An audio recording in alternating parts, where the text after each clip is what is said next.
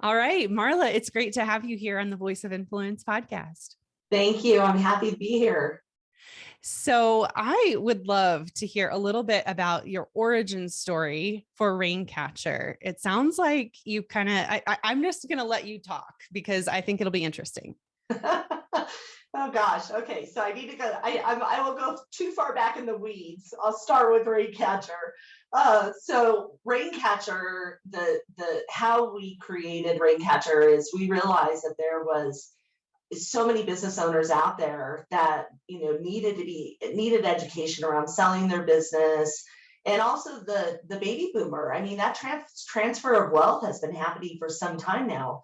And it was weird because back in 2016, we're looking at the online, education and outreach, and we're going, where are the people that are advertising about, do you want to learn more about selling your business? And they weren't out there. Maybe e-commerce, maybe some, digital marketing type of people, but very strange. And what it is it's just, it's an old school industry. It was usually hand out the cards, go golfing, go to lunch. So we thought, well, let's build some campaigns and advertise and see what type of response we get. The first month we turned on our advertising, we got 300 leads. And the reason why I share that with your audience is because that is the need out there. It had nothing to do with our marketing. There's just so many business owners that were looking for someone who they could talk to about, what does this exit mean? What does it look like for me? So Ringcatcher has been, definitely a pioneer in the digital marketing. And then our focus, what we realized immediately, our focus is educating the small business owner around how to create a valuable company. Because there's certain things that if you don't do, you are going to be discounted when it comes to sell your business in some way, right? And I can leave that for our conversation, but that's our differentiator. That's how we got started, and we really are focusing on being advocates for the small business community in a different way. Business brokerage done differently. Okay, so you have quite a team. Can you tell us a little bit about your team and how you're structured? Absolutely. I love talking about my team because that's what makes Ringcatcher as special as it is. So we have 30 employees, and what we've done is we are expanding throughout the United States. We have managing directors in divisions, West, Midwest, and East. And then we have business brokers in those local markets who then can work with our business owners. We're FINRA registered, which is another conversation. Unfortunately, depending on what size of business you're working with, FINRA, so it's not always, security related transactions, so FINRA is not involved, and that can cause some problems. So we believe, it's in our client's best interest to be registered so that we follow the rules and regulations around selling a business. So all of our brokers are FINRA registered. We've got a marketing department and a broker support specialist department. And I think that's probably one of the more important departments because they are the face of Ringcatcher. When a new business owner comes in, their job is to get to them as quickly as they can because they're busy business owners. Right. And we don't have a lot of time, right? And so it's the the broker specialist job to get in front of them right away, figure out how we can help them, figure out what's going on in their business, and then get them with the right people. And so we've been very successful doing that, and the business owners appreciate our outreach and our follow-up. So when someone is starting to, when do they actually approach you? When they're just starting to think about selling, what stage are they in when they come to you? Yeah, that is such a great question because it is a variety of different scenarios. So we are trying to get to that business owner before they're wanting to sell because we feel like there's so many things they need to do. Talk with your CPA, talk with a wealth advisor. There's a lot of planning that goes into that exit strategy. And so those are the people we often get in because we do a lot of education around that. I would say more than 50% actually are business owners that are ready to sell. And unfortunately, out of that 50%, I would say only about 25% have really set up a plan to exit.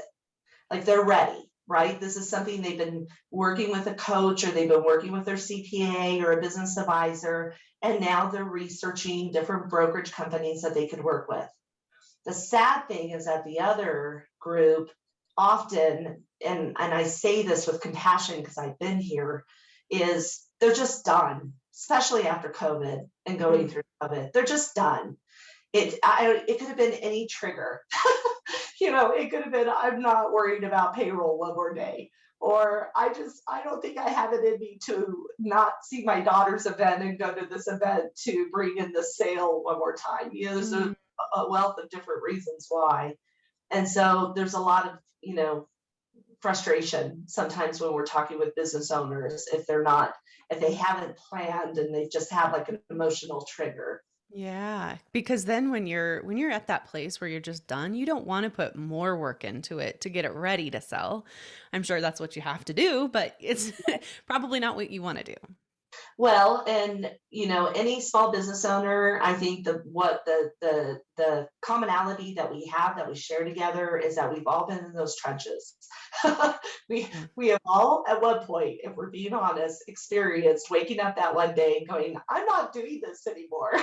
It's hard. It takes grit, it takes endurance. It's not easy to create a small business. And so yes, there's many times where that business owner just needs someone who can talk them off the cliff, is what I call it. Listen, you've built a fabulous business. I understand cash flow has been a problem, especially during COVID. We had so many of those conversations. Let's talk about that. Can we spend a few minutes talking about what you have in place as a budget for financials, for cash management plan, so that maybe there's an opportunity to improve there, so you're not feeling like that and you take control and you can be more proactive over your cash management. And I think that's one of the differentiators with Ringcatcher also, is that we will spend the time to talk with them about those issues instead of, oh, good, here's a transaction. And unfortunately, a lot of times that's what happens in the small business community when they're ready to sell. So what are some of the misconceptions then about building profitable business? Yeah. Oh, okay. 5 things just came to my head when you said that. So number one, where I always start is, I think a lot of business owners make the mistake at looking at top line revenue and thinking that that's gauging their success and their profitability off of revenue. And they're not looking at their bottom line. They're not looking at the free cash flow that they're generating. And then the second thing with that is they don't have a good cash management plan in place to be able to not only know what to expect for the next 6 months, year, but how to control it when things don't turn out the way we want it to. There's always going to be customers, big customers, that unfortunately don't pay you on time. Or maybe there's a bill, insurance, annual premium from the audits often is something I see as an accountant and as a CFO that have worked with business owners in the past, where they forget about it. And those can be hefty bills and they weren't planning on it.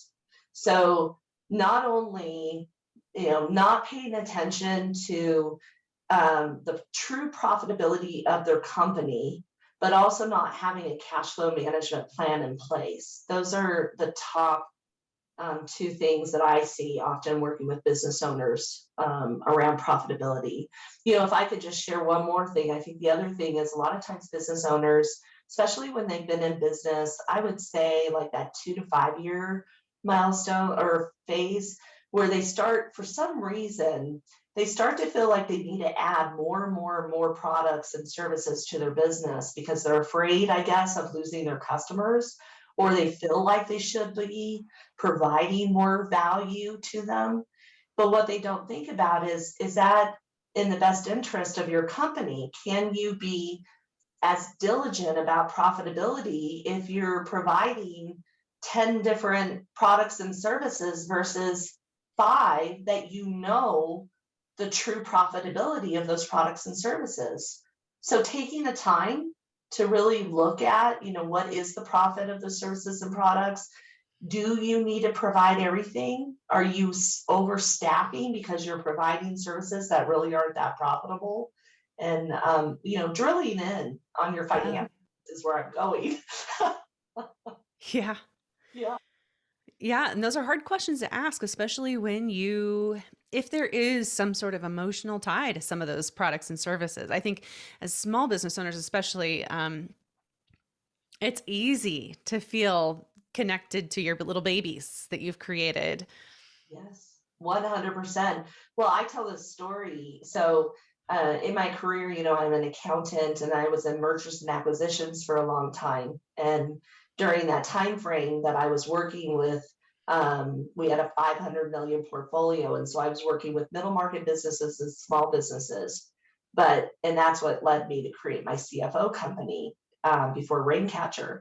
I always tell a story during the mergers and acquisitions that the one thing that was always the same, and it was surprising to me in middle market and the small business community, was the lack of, um, I'll use discipline. Sorry, I don't mean to offend anybody, but discipline and understanding the need to pay attention to financials.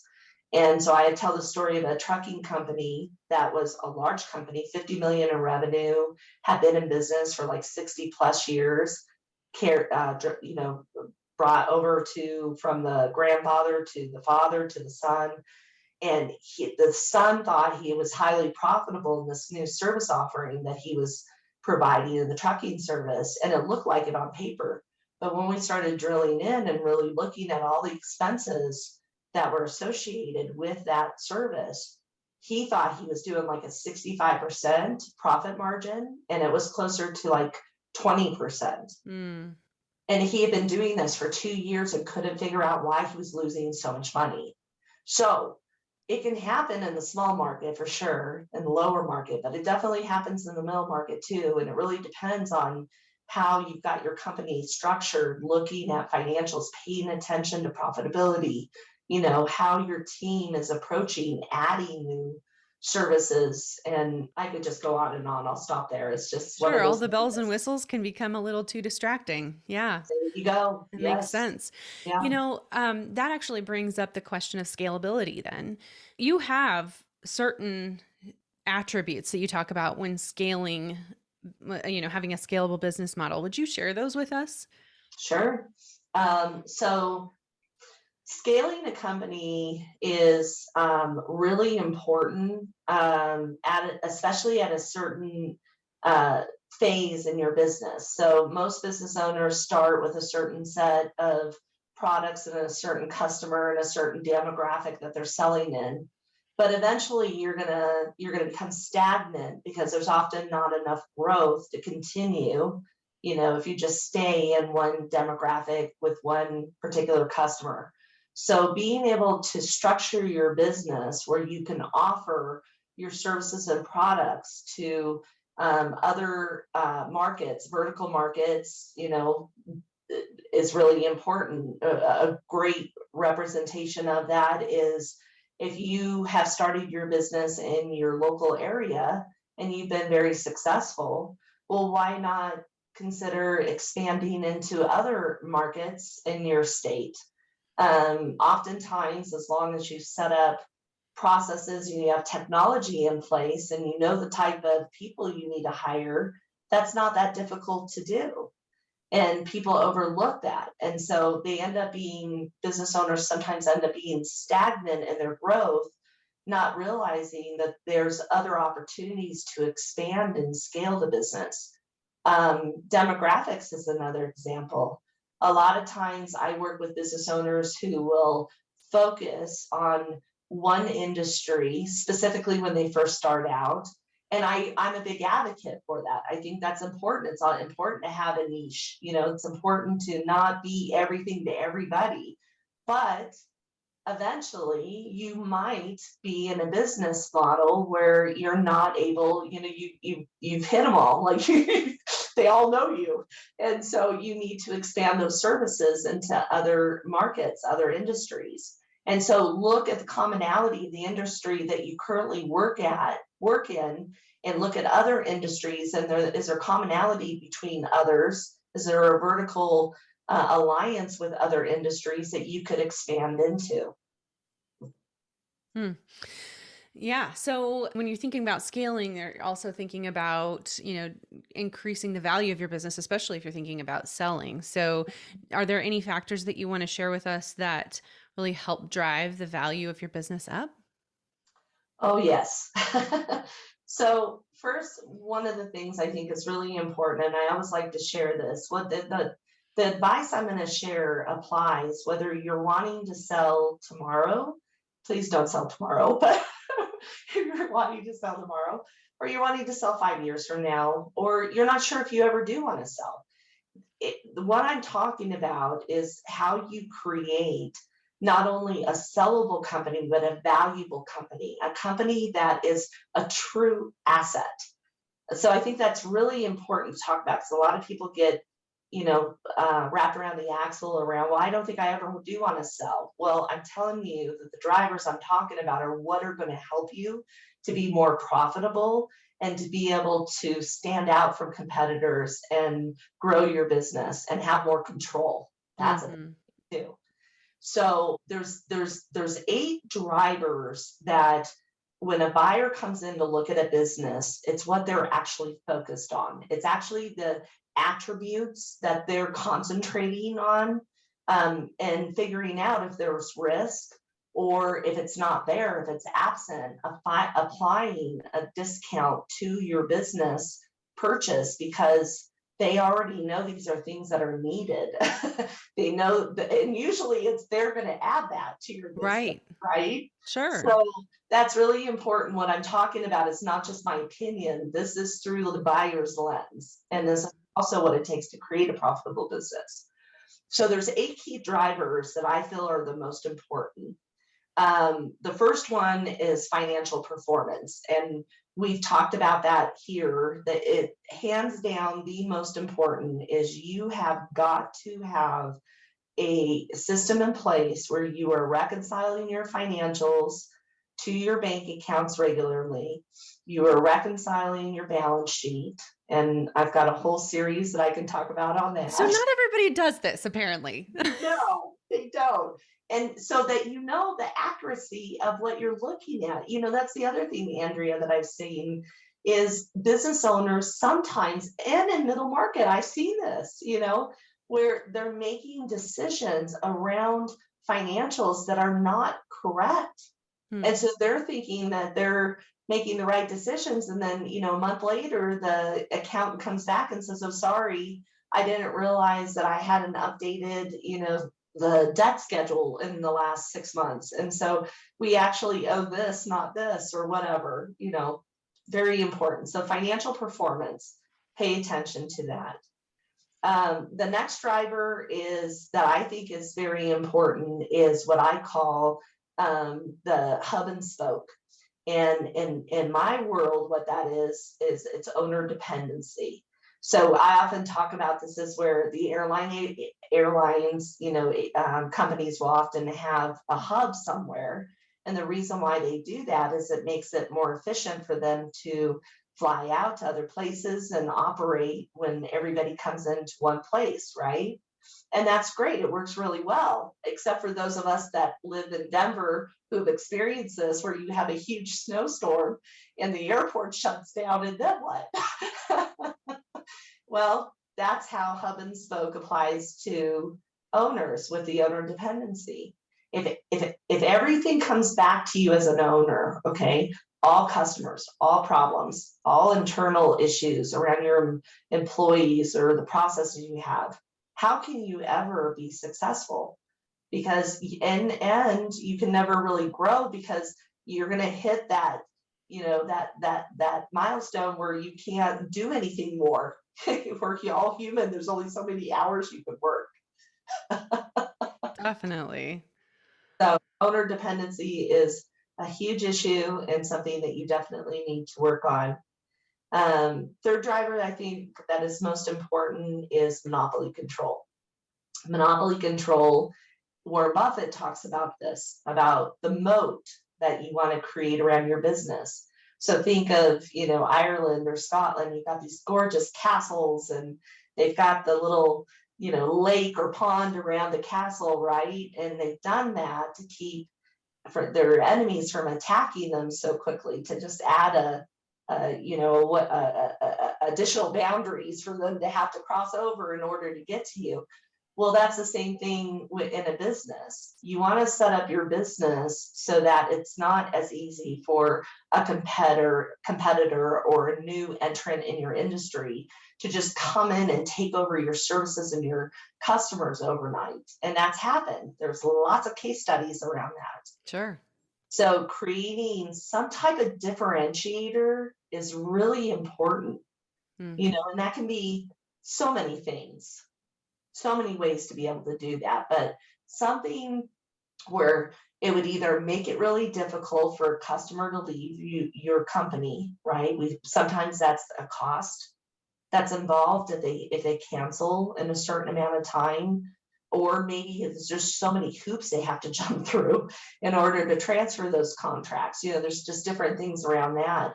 Value is what I like to focus on. Sure.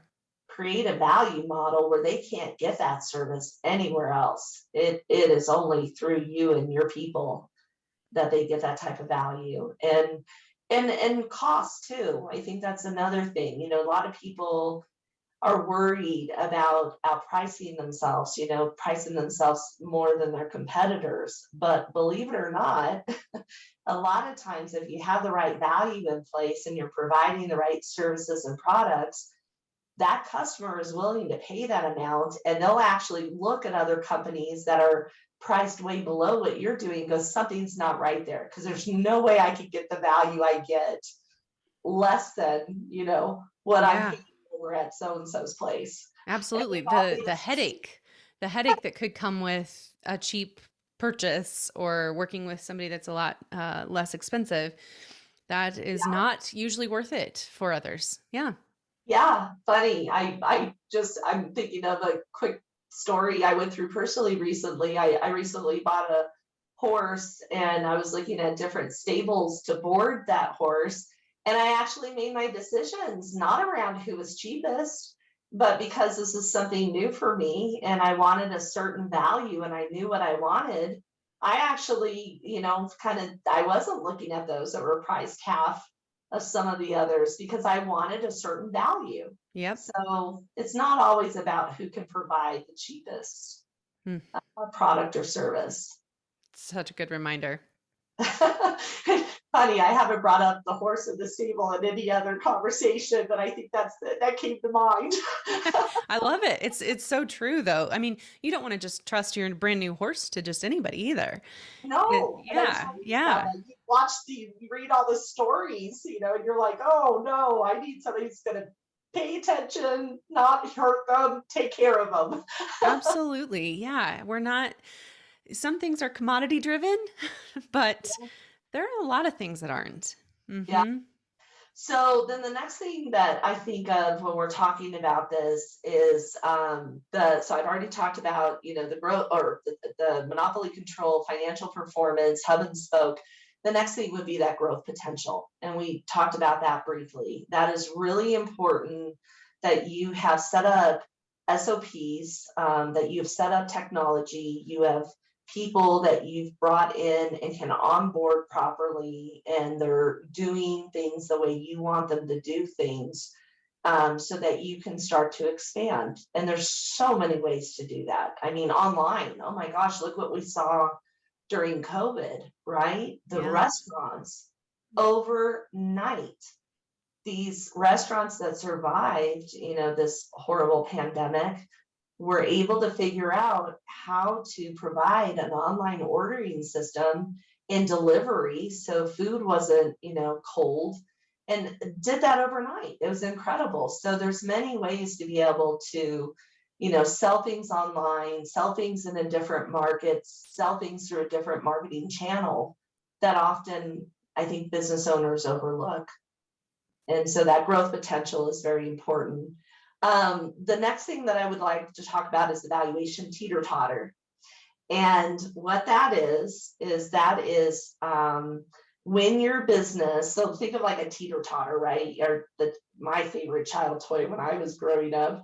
And as your business starts to grow, your cash flow starts to become, less, it diminishes. And so it's important to figure out how to keep that cash flow coming in and taking care of your business operations day to day and paying for itself instead of the opposite. And the opposite is what normally happens. Free cash flow is a big problem for a lot of business owners. They might have great financials and the top line revenue, they've grown 200% each year. But then when you look at their free cash flow, what is the money that's left after you've paid all your cost of goods, all your expenses, all your debts? This is what's left. What does that look like? And if that's not growing as your business is growing, there's a problem. You need to go back and look at that and fix it. A lot of times it's around that top line revenue I was talking about. Business owners often, and I've been guilty of this, so I'm not saying, when I'm saying business owners, I'm including myself in this, where you're so excited to close this new sale. You're so excited about, oh my gosh, I've been dreaming of finding this type of customer, right?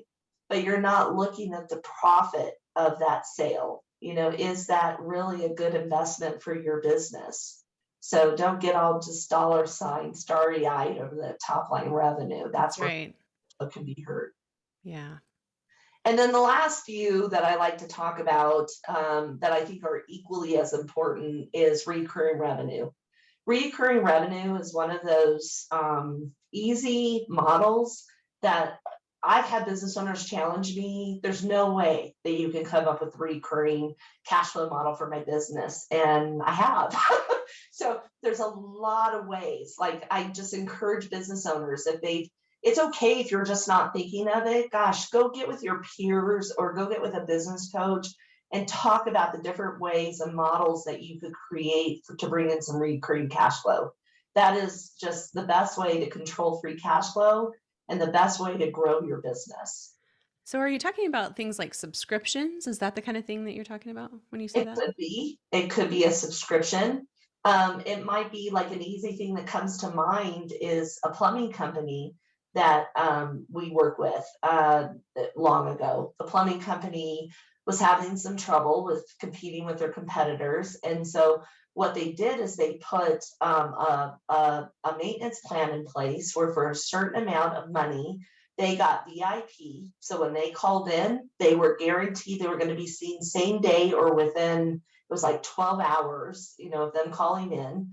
They got discounts on their parts, and those parts can be very expensive sometimes when you're buying a new water heater or HVAC system. And then also the service technician came out, I don't remember if it was once a quarter or once a month, and double checked all of their equipment to make sure that everything was operating at full capacity and would change out the filters. And they ended up increasing revenue almost $50,000 a month consistently. Sometimes seasonality can affect that, but $50,000 more a month with just adding that maintenance plan onto their business model. Yeah. So there's many things that you can do outside of just subscription. A lot of different ways. If I'm allowed to share it, because I think this book, it resonates with the recurring model. If anybody's looking for ideas, there's a book called The Automatic Customer, and it's written by John Warlow, who John Warlow was actually the founder of the value drivers and value builder system that I'm talking about. And so he goes through in the automatic customer various scenarios for building recurring revenue in your business. And so I think it's a great way to get, even if none of them, apply, it will get you thinking. Sounds like a good resource. Oh, it's a fantastic, he's a great writer too, Andrea. He's very engaging, just really understands, the small business world. So The last thing that I think is really important is, and I don't mean to leave this the last because it probably is one of the first things we should think about, is customer satisfaction. So customer satisfaction does not mean, well, I have happy customers. I get told that every day, that they appreciate what I do and so on and so on. It's, would that customer take the time to refer your business, you and your business, to friends and colleagues? And there's the program I like to use that I feel is the most effective is called the Net Promoter Score model. I feel that if you ask too many questions, we're busy people, we're a busy world, and they're going to ignore you. They're going to go, I got enough things to do. But if you set it up in a way where it's super easy, one question, all they have to do is click a button, they're done, you're going to get a lot more surveys returned back to you. And looking at that and measuring how you're performing is really important. Good. Those are so many good tips for anybody that's trying to grow and build their business, potentially sell it someday. Thank you so much for sharing. So Marla, I'm also curious about kind of how your perspective on leadership as a CEO. So first of all, though, I like to ask this question, which is that, business ownership is really full of all kinds of personal growth. Yeah. I'm curious if you would like to share anything with us about your personal growth. Is there any one particular thing that you really, over the last few years, have seen yourself grow in? Yeah, that's a great question. That's a great question. I've been doing this a long time. I've ran 4 different businesses of my own. I've probably worked with, easily 500 business owners in my career with the CFO and the Ringcatcher business. I'll tell you what I've taken pride in and where my focus is at, and that is being a true leader around the culture in your business. And I don't mean to simplify that, but I think it's something that business owners overlook. Your role as the leader, in my opinion, is you set the tone. I often refer to it as like a ship and we're sailing, and I'm the one that's not steering the ship. I'm the one that's got the compass and the map, and I know where we're going. And there's going to be different routes that we might have to take along the way, but I know how to get us there. And you have to have you have to not only have a mission and a vision and all of that to relate to your team, but you have to live and breathe the core values around that mission and vision in order to get buy-in from your team. So like in Ringcatcher, one of our number one core values is integrity comes first in all things that we do. We never deviate from that ever. So I tell my staff members, if you're ever struggling with make a decision and you have 2 different options, and if integrities and either one of those options, always go with leading with integrity, putting the customer's interests before our own. That's what's number one in Ringcatcher. And I think that setting that tone in our company has helped us to overcome, difficult challenges that maybe would have stagnated some businesses or created turnover, even within the executive team, helping us when we're looking at different ways to approach decisions we're making. We always come back to, wait, okay, are we leading with integrity here? And so I think that's really important. And I think walking the talk.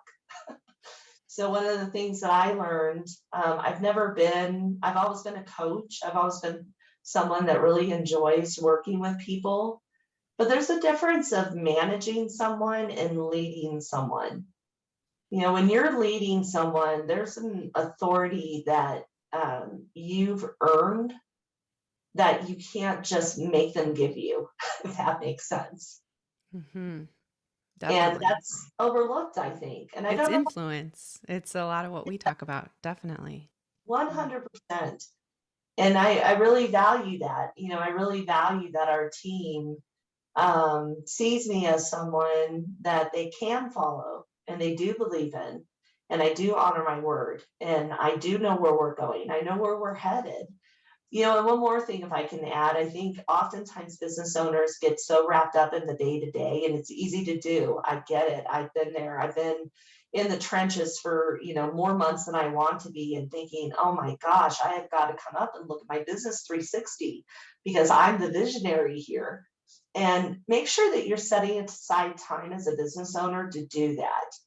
Like, I block time on my calendar for what I call white space. It's Good for not you. admin time. Good. I'm glad you agree with me, Andrea. That is hard to do.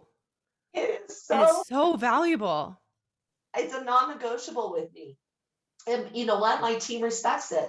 I actually had a few executives that have come on in the past, and not in my current company, but in the past, I would say, wow, gosh, sometimes that could create issues because do you want everybody taking admin time? I'm like, yes, I do.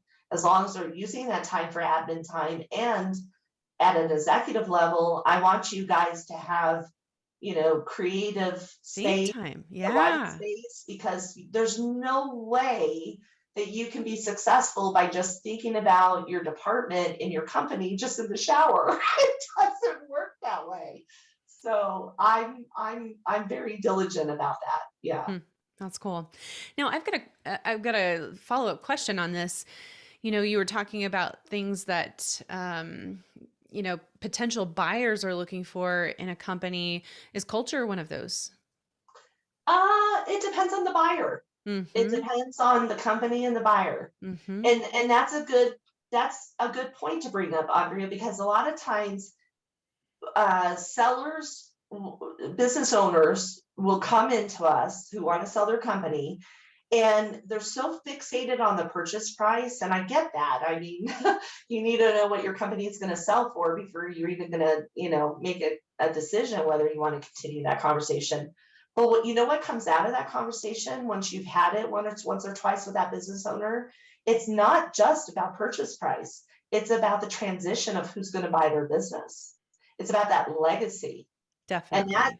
that's in the middle market as well, Yeah. because there are certain groups, buying groups, that we will tell our business owners that there's no way we want to market to those groups. And let me tell you why. You have told me, business owner, that your executive team is so important to you. They've been with you for 20 years. They are the most loyal people. They want to continue with the company. You have molded them and have mentored them and helped them to become what they are. It's the success of the company. If we sell to a certain buying group, they have their own management team. They're going to come in, they're going to let go of that executive team, and they're going to bring in their management team. So the buyer that you're selling to makes a big difference.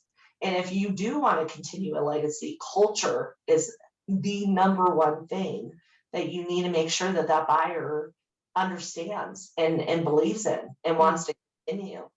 I've Mm-hmm. got story after story after story around that. And successful stories. One that comes to mind is an HOA company where the guys are seasoned professionals, CPAs, financial backgrounds. I mean, just top notch guys. And when we were first talking with them, they had to sell a little earlier than they had hoped for because of a personal situation. And they were really worried about, what am I going to get out of this company? And so we talked about that, and we came up with a price point. But as I had been talking with them, I said, guys, I'm sorry. I need to raise my hand here and bring this back. You have brought up employees and how important they are to you and your executives at least 20 times. So I really think that we need to go back and talk about how we're taking your business to the market. Because if I take your business to the market at the very top that I can get, I'm limiting the number of buyers that are going to look at your business. And I really don't want to do that. I would rather showcase the value, Maybe we do an open bid, which is where we don't list a price point, or maybe we decide to come in the middle range of the valuation. Because what I want to do is I want to be able to find that right buyer and then build up the value of your company and hopefully get more. But I don't want to limit myself. And so that's important that, a business owner thinking about what does that legacy look like? And do I want the culture to continue as part of that legacy? That's part of the exit strategy. Have you noticed in the past couple of years a shift in what's required of leaders? That's a great question. I haven't had anyone ask me that. Yes, I have, actually. I have. I'll tell you my opinion that comes to mind. I think what COVID taught us, there's two parts to it. One is the buying model shifted structurally. It will never go back. Okay, and what I mean by that is everybody can think of individuals prior to COVID who never would have ordered something online, never would have done, online was like a scary environment to them, right?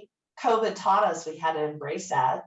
There was nothing, if you wanted something, especially when toilet paper was hard to find, you better get used to Amazon. So I think of that. The number one thing I've seen for leadership that's changed is employees got a taste of what it's like to have what I call work-life balance. And it's never 50-50, but in my opinion, I feel that a lot of employees came out of COVID recognizing the importance of family and how they want to be a part of that. And they don't want to drive 2-hour commutes, and they don't want to, sit in an office just because they're told to. And so I feel like I've spoken to leaders that have said, too bad. And if you're one of them, I believe that each company needs to make their own decision around what works best for them and their customers and their employees. So I'm not shaming anyone. I'm just stating the facts. Heard leaders that have said, too bad. I let go most of my people and hired all new because they didn't want to come back, because that's what's in my customer's best interest. And that's what we're going to do. And then I've talked to leaders that said, you know what? I actually have realized that I have more productive, profitable employees by letting them have a couple days at least at home with their family. They're happier, they're more loyal, they're more productive. And so I think leadership had to really look at the human side of employees and lead differently. Yeah, that's a good point. I think I'm hearing that from a lot of people. The human side is what we are starting to realize we can't gloss over it anymore. It's got to be part of how we approach it. What about the future of work? So as you're looking into the future, lots of things, lots of questions around hybrid and all the things that you just mentioned. Any changes in perspective or practices that you see maybe now or coming in the future? Yeah, a couple different areas. So one on purchasing, like a business, coming back to my industry. What I've seen from buyers, all buyers, it doesn't matter, whether private equity, whether they're an individual buyer, a financial buyer, like all buyers, risk mitigation has become a top concern for them, because what COVID did to us is it taught us that, you can't always plan for all risk. It was a reminder. There are situations that can happen overnight. And if you don't have a plan in place to be able to survive something like that, that's a problem. So I'm seeing more buyers who are wanting to know, and not just take their word for it. Like, they want backup. It's not just the business owner's assumption. They want to see the plan in place. How are you going to deal if you're overseas? Your suppliers are overseas. How are you going to deal if we have another, border shutdown? What are you going to do? Financials. uh, so much more scrutiny into the projected performa, 3-5 years out. They want to see not just the business owner's gut, but see how that's going to happen. So risk mitigation has become a hot topic in my industry. Yeah, Yeah. that's good. Yeah. Um, so then what do you think that CEOs should be focused on at this stage? So it looks like we are kind of post-pandemic, even though Yeah. there's still waves that come and whatnot. We've heard from Dr. Fauci that we're not really in the pandemic stage anymore, which is encouraging. So post-pandemic, what do you see that CEOs really should dial in on at this point? Yeah, gosh, the employee shortages is real. Like that's happening everywhere, and it's not just in the blue collar, trades industry. I'm seeing Right. it even in the white collar, professional industry as well. I personally feel like CEOs need to get more inventive, reinvent how they, the perks, the benefits that they provide to their employees. There's so many statistics out there that show that money is not always the driving force between between an employee choosing another company. I know that's the reason why a lot of employees are leaving is because there's sign-on bonuses or companies are offering 50,000 ridiculous amounts more. But there's another reason. I can almost promise that business owner there's probably another reason why that employee's leaving. They're either not feeling support from their managers and within their company. It might be they're not feeling challenged enough. They don't see a growth plan, they don't see a future opportunity. And so I think those are things that you have to put in. One thing that comes to mind, Andrea, I'll admit it out loud, I was totally against it when my director of operations presented it. I said, no, not another login software, no. But we implemented this program called Bonusly. And I'm sure there's other programs out there, but we really like this one. What it is we can assign a certain number of points to each employee, and it's peer recognition. And so every employee gets a certain number of points each month that they can then allocate to different team members and recognize them publicly for something they did that they thought was special. Huh. So maybe they give all their points that month, or maybe they divvy out 15 points here and there. What it did is it helped to provide collaboration within our team. Everybody loves public, recognition and positive reinforcement and feedback. So it did that. And also it's something fun. So when you accumulate a certain number of points, that employee can go purchase, a gift card at a restaurant or somewhere. Very inexpensive. I mean, when you think about what it's done to our morale and Yeah. retention, I Huh? highly recommend looking at something like that. Oh, that's fun. That's a great tool. Thank you for sharing that. Yeah. Um, okay, so your greatest challenge and opportunities in the next year, and then I'll have just one more question. So we have seen tremendous growth over the last, specifically the last 3 years and this year. And so we won E5000. We were 376 out of 5,000. We won, and I'm not just shooting out these accolades just to, there's a purpose behind this. We won the regional Rocky Mountain Regional Inc. And then we're a finalist with the fastest growing companies with Denver Business Journal. And I throw that Congratulations. out. Thank you so much. And so what I'm about to say, the challenges, all wonderful things, and part of our goal. We want to be advocates and change the way that small business owners are treated when it comes to exiting their business. So this is very purposeful, this growth. But with growth like that comes challenges. Definitely. We hired 12 people over the last 12 months. That's hard. We've had to work on onboarding system. We've had to work on retention, making sure that they feel supported when they come on board and they're learning how to do what we're training them.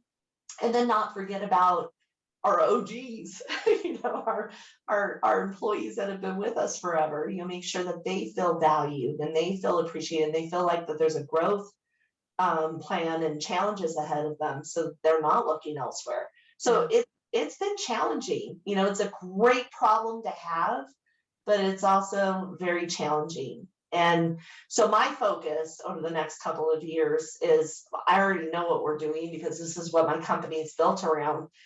We use the big, hairy, audacious goal language, the BHAG, Jim Collins.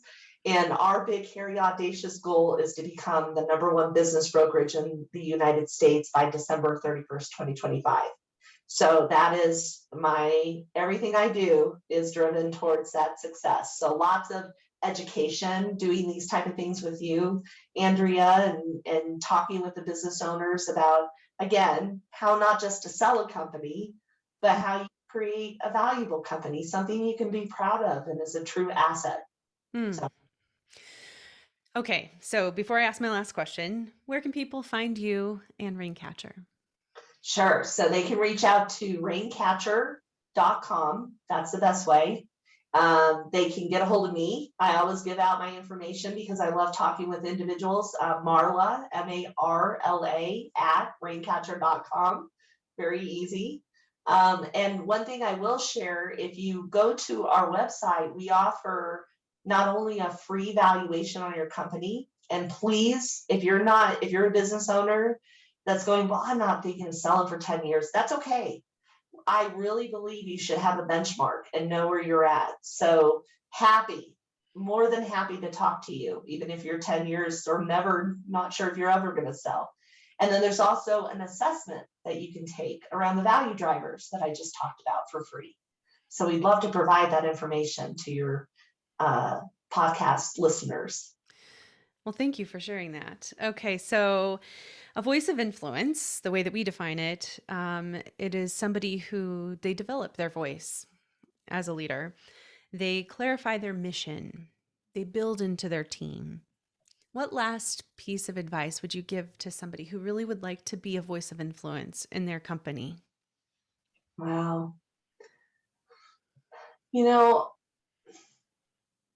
so many great ideas out there, and we're all so unique in how we're built. And I feel like we undervalue that sometimes. Like, I know I do that. I sometimes take for granted, not in an egocentric mindset, but just, I figure, well, gosh, I know this, everybody else must know it. But we forget that it's our experiences that help us to become the individuals that we are, and sharing that with others is really important, no matter what you do. So I think that circles back to being that voice of influence. If you have something you're really passionate about, or something that you've got a lot of experience in, look at ways to share that with others. Don't be afraid to raise your hand and share your opinions and your thoughts and experience. You never know how you're going to impact someone. I think that's very important. Very good. Thank you so much, Marla. I really appreciate this, your perspective, and sharing both your expertise, but then also your perspective on leadership. Thank you so much for being with us today. Oh, my pleasure. Thank you, Andrea. I appreciate it.